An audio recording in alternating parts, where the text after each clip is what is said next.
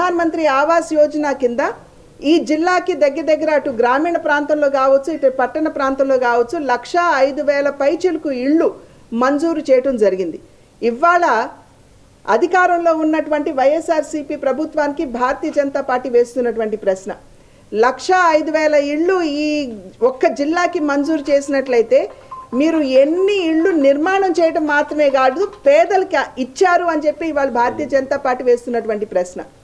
ఇక్కడికి రాబోయే ముందు టిట్కో ఇళ్ళకి వెళ్ళి మేము అక్కడ చూసి రావడం జరిగింది.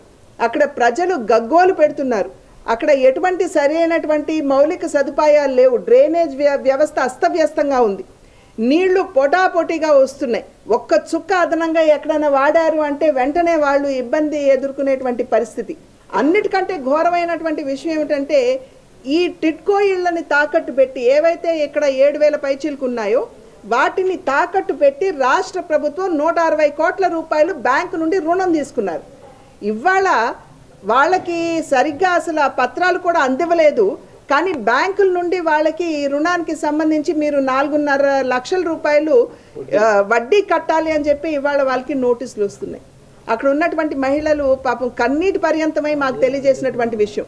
పోనీ అంతకు ముందు వారు ఒక సభ అంటే ఇవాళ రాష్ట్రంలో ఎటువంటి పరిస్థితి ఉన్నది అంటే రాష్ట్ర ప్రభుత్వం చేస్తున్నటువంటి అవినీతి కావచ్చు అన్యాయం కావచ్చు వారి మీద ఎవరైనా సరే నోరు విప్పి ప్రశ్నించినట్లయితే వెంటనే వారి మీద ఎస్సీ ఎస్టీ అట్రాసిటీ యాక్ట్ పెట్టి వారిని జైలుకి పంపించేటువంటి పరిస్థితి ఇవాళ మనం ఈ రాష్ట్రంలో చూస్తున్నాం. అంటే ఒక రకంగా చెప్పాలంటే ఘోరాతి ఘోరమైనటువంటి నియంతృత్వ పాలనని ఇవాళ రాష్ట్రంలో చూస్తున్నామని చెప్పి మనం అర్థం చేసుకోవాల్సినటువంటి నేపథ్యం. దండి నోటీస్ అక్కడ ఉన్నటువంటి పేదలకి 4.5 లక్షల రూపాయలు వడ్డీ కట్టమని వచ్చినటువంటి నోటీస్.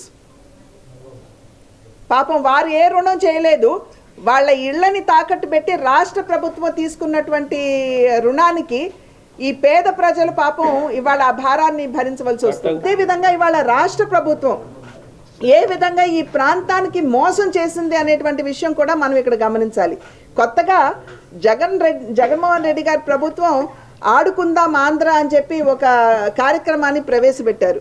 ఇక్కడ ఆడుకుందాం ఆంధ్ర కాదు ఆంధ్ర రాష్ట్రంతో వీళ్ళు ఆడుకుంటున్నారు అనేటువంటి విషయం ప్రజలందరూ గమనిస్తున్నారని చెప్పి అధికార పక్ష నేతలందరూ కూడా గమనించాలి.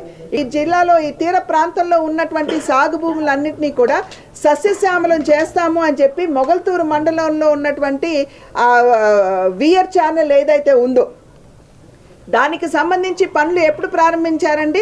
15 సంవత్సరాల క్రితం ప్రారంభించారు ఈ వియర్ ఛానల్కి సంబంధించి. కానీ నేటి వరకు కూడా ఆ పనులు పూర్తి కాలేదు.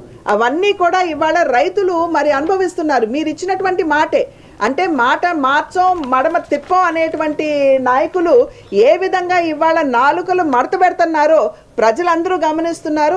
వారు అందరూ కూడా తెలుసుకుంటున్నటువంటి నేపథ్యంలో ఇటువంటి ప్రభుత్వం ఏ మాత్రం కూడా ప్రజలకి హితం చేయనటువంటి ప్రభుత్వం, అవినీతిలో కూరుకుపోయినటువంటి ప్రభుత్వం, ప్రాంత విభేదాలు సృష్టించేటువంటి ప్రభుత్వం, కుల విభేదాలు సృష్టించేటువంటి ప్రభుత్వం, ఇటువంటి ప్రభుత్వం నిజంగా మనకి కావాలా అని చెప్పి మేము ప్రజల్ని ఆలోచించుకోమని చెప్పి చేస్తున్నటువంటి విజ్ఞప్తి అభ్యర్థన.